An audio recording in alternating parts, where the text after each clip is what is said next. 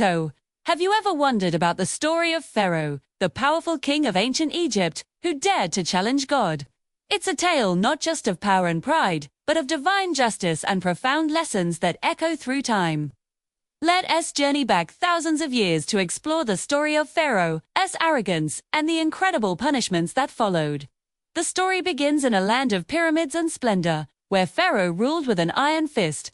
He saw himself not just as a king, but as a god, demanding worship from his people. His heart was filled with arrogance, and he cruelly enslaved the children of Israel. But God, in his infinite mercy, chose a messenger to guide Pharaoh back to the right path, the prophet Moses, or Musa, as he is known in Islamic tradition.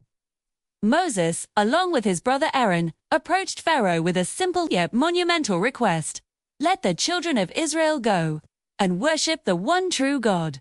But Pharaoh, blinded by his own perceived greatness, laughed. Who is this God that I should obey his voice? He scoffed. This was the turning point.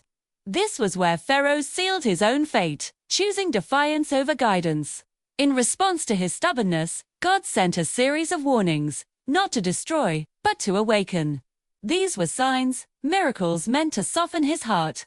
The first major sign was when Moses threw his staff, and it transformed into a massive, slithering serpent, devouring the illusions created by Pharaoh's best magicians. The magicians, witnessing a power far beyond their own tricks, fell to their knees in submission to the God of Moses.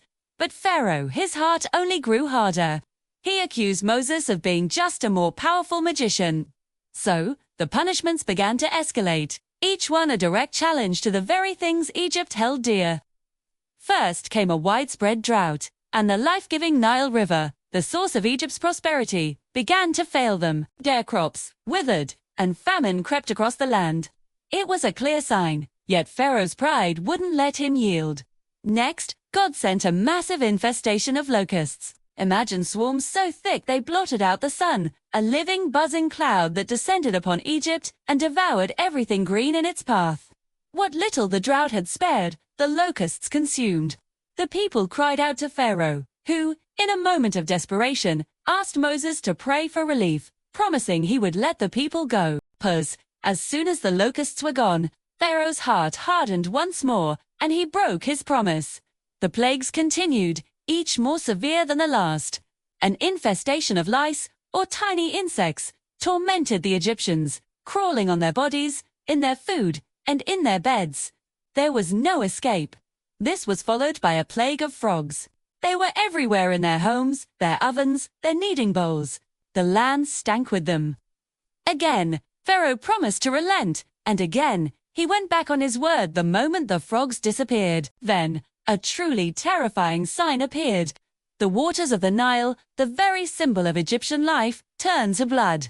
The river they worshipped, the source of their sustenance, became a foul, undrinkable symbol of death. Their fish died, and the stench was unbearable. The Egyptians had to dig for water, yet for the children of Israel, the water remained pure. The distinction was clear. This was a divine act, not a natural occurrence. Still, Pharaoh refused to believe. The plagues grew even more personal and painful. A plague of boils, painful sores, broke out on the skin of the Egyptians and their livestock. Then came a storm of hailstones, but not ordinary hail. It was described as fire mixed with ice, a terrifying spectacle that destroyed crops, trees, and any people or animals caught outside. This was followed by a profound darkness, a thick, tangible gloom that covered Egypt for 3 days. People couldn't see each other or even move from their spots. Yet, in the dwellings of the children of Israel, there was light. Each of these signs was a chance for repentance. Each time Pharaoh felt the pressure and begged Moses for help. But as soon as the trial was lifted, his arrogance returned. His pride was a cage he had built for himself, and he refused to find the key. The final, most devastating plague was the death of the firstborn. In a single night, the firstborn son in every Egyptian household, from the heir of Pharaoh on his throne to the firstborn of the prisoner in the dungeon, tragically passed away. The wail of grief that rose from the land of Egypt was immense. It was a pain that struck every family, a loss that could not be ignored. This was the blow that finally broke Pharaoh's resolve. In a fury of grief and fear, he summoned Moses and Aaron in the middle of the night and commanded them, "Get out from among my people, you and the children of Israel. Go, serve your God, as you have said. Take your flocks and your herds, and be gone." So, the children of Israel, after centuries of bondage, were finally free. They gathered their belongings and left Egypt under the cover of night, led by the prophet Moses. But the story doesn't end there. As morning came, Pharaoh's grief turned to rage. His pride, once again, took over. How could he have let his entire slave workforce just walk away? He couldn't bear the humiliation. Gathering his army, his chariots, and his best horsemen, Pharaoh pursued them.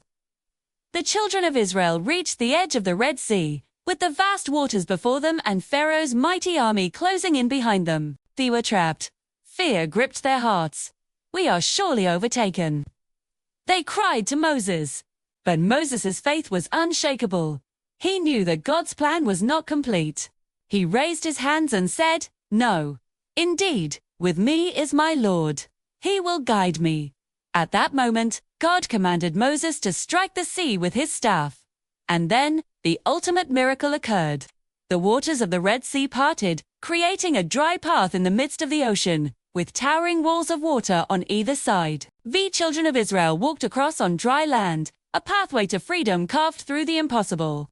Pharaoh and his army, seeing the path, charged in after them, blinded by their rage and arrogance. They saw the miracle, but failed to understand its source. They believed their power could rival God's. As the last of the Israelites reached the opposite shore, Moses was commanded to strike the sea again. The walls of water crashed down. The sea returned to its full strength, engulfing Pharaoh and his entire army. The mighty chariots, the proud soldiers, the arrogant king, all were swallowed by the waves. In his final moments, as the water closed over him, Pharaoh finally declared, "I believe that there is no deity, except that in whom the children of Israel have believed, and I am of the Muslims in submission to God." But it was too late. His declaration, made in the face of certain death, was not born of sincere repentance, but of desperation. God's response, as narrated in the Quran, was a powerful lesson. Now, and you had disobeyed before, and were of the courageous. However, God promised that Pharaoh's body would be preserved as a sign for generations to come. And indeed, many believe the mummy discovered in the late 19th century, identified as Meneptah or Ramesses. The second is the very body of the pharaoh from this story, preserved through the millennia, as a physical reminder of this epic tale. Fear. The story of Pharaoh is a timeless warning against the dangers of pride, arrogance, and the refusal to acknowledge a power greater than oneself. It's a story of hope, showing that even in the darkest of times, divine help is near for those who have faith. And it's a testament to ultimate justice, where tyranny, no matter how powerful it seems, will eventually be brought to account. It reminds us to remain humble, to be grateful, and to always choose the path of faith over the path of defiance. Thank you for watching.